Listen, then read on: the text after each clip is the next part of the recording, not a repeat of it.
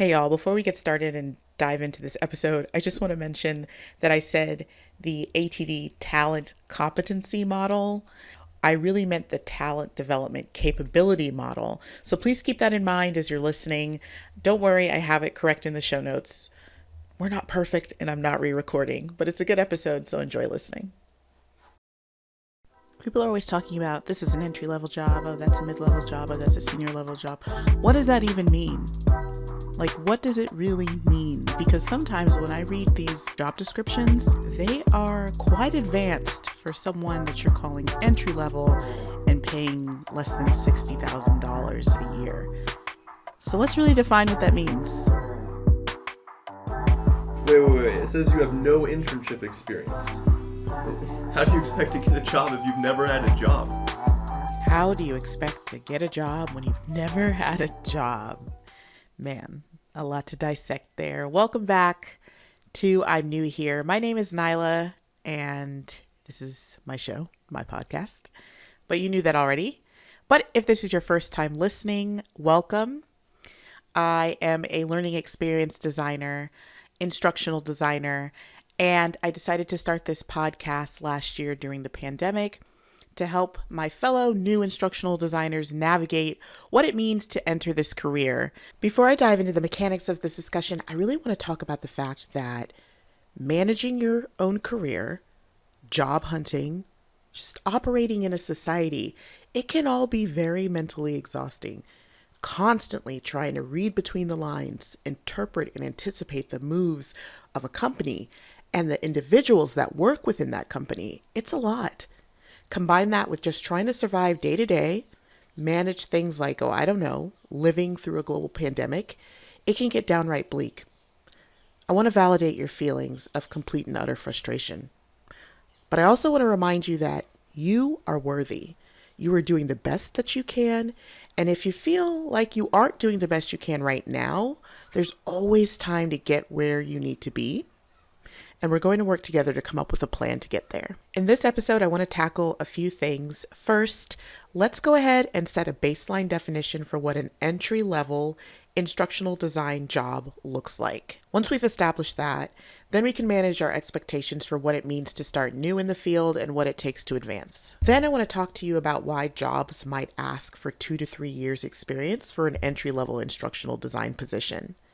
And finally, I'll wrap things up with how to determine if you're ready for an entry-level role or something else, because really, it's up to you to make that decision. Of course, I'll give you some homework and resources at the end too. Okay, so what is an entry-level instructional design job? Well, first, I actually Googled entry-level to see what Beyonce's internet has to say about all of this, because honestly, I never really sat down and explored on my own what entry-level means. I just know it's in our society's lexicon, and I have my own assumptions and blind spots about it. I did find one post online that broke it down in a way that makes sense for me, and I will link it in my show notes. So, this is a common definition for entry level.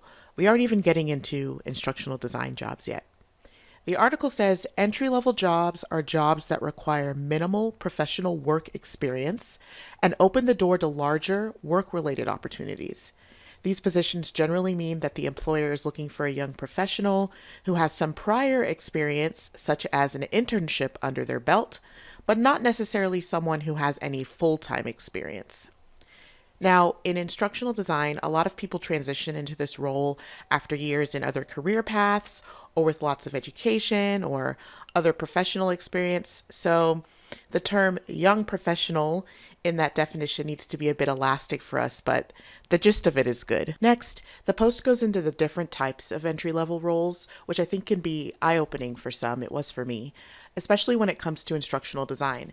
So it talks about degree not required entry-level jobs, true entry-level jobs that do require some sort of degree but not necessarily professional experience, and then professional experience required entry-level jobs.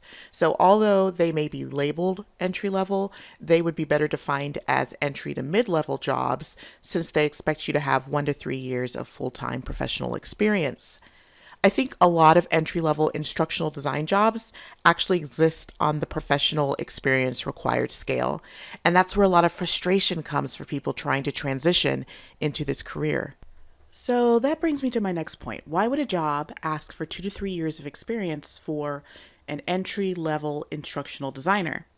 Now, I've never been a hiring manager. I'm only speaking from the point of view of someone who's applied to a lot of jobs, who's been on a lot of interviews.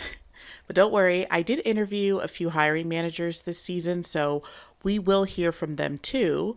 But again, from my point of view, there are a few factors from the organizational side, from what I've researched and what I've personally experienced.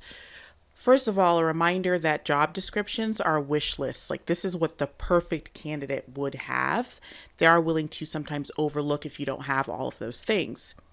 It's also a safety feature for the company.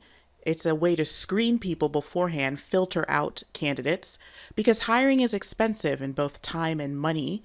If they can create those filters, it's easier for them. That being said, companies don't always make it easy on themselves or others, but that's another discussion for a completely other episode.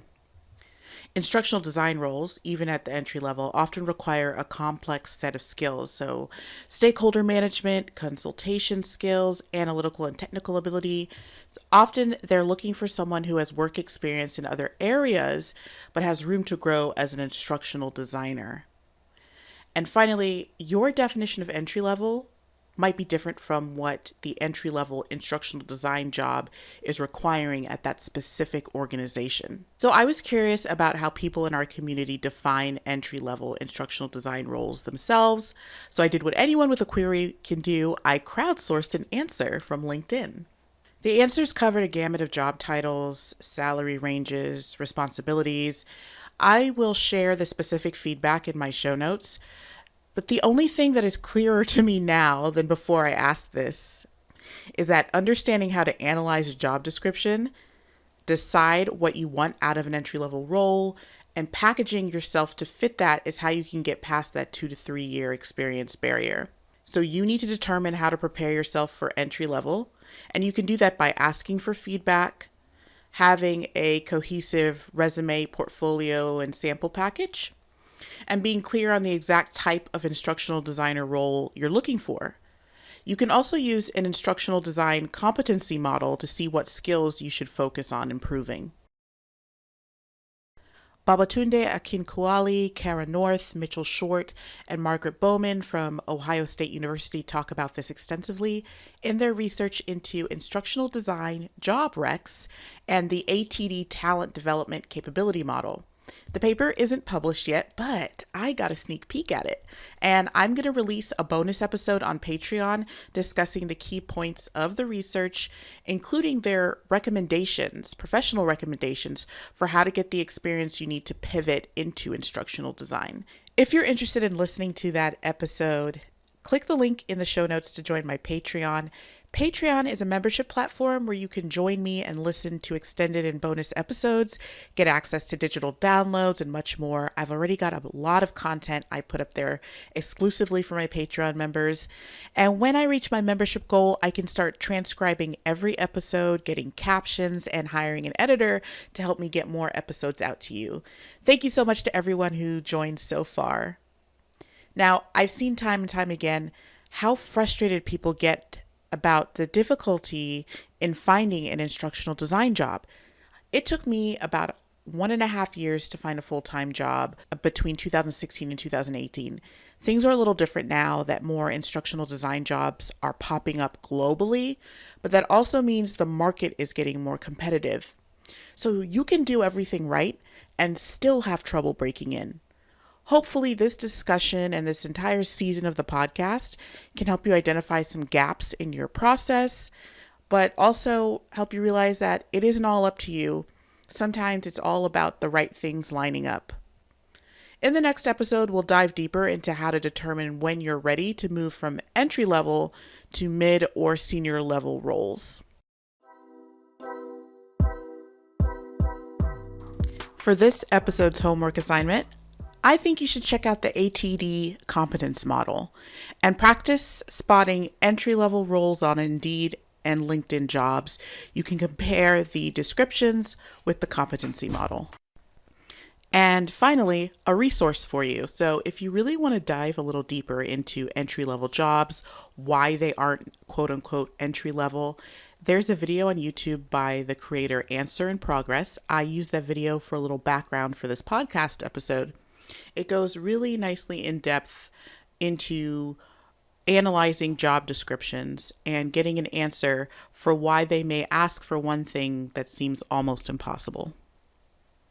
Well, that's the show. Thank you again for listening to I'm New Here, a podcast for new instructional designers and e-learning developers. As always, you can find show notes on nylaalxd.com and follow me on all socials. I'm on LinkedIn, I'm on TikTok, and I'm on Instagram as nylaalxd. I will see you in the next episode.